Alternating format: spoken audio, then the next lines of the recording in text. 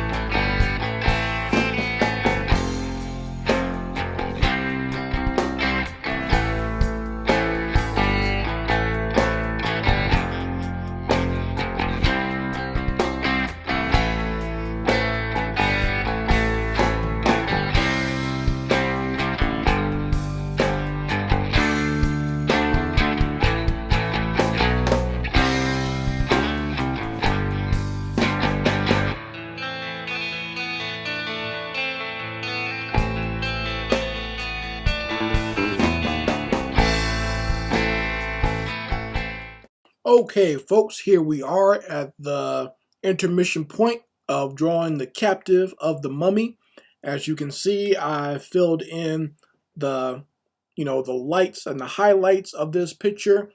I've also filled in all the shadows of where the shadows are going to go. And I've also done just the hair, the makeup, and the skin tones on the female character, the poor damsel in distress who's been captured by this mummy.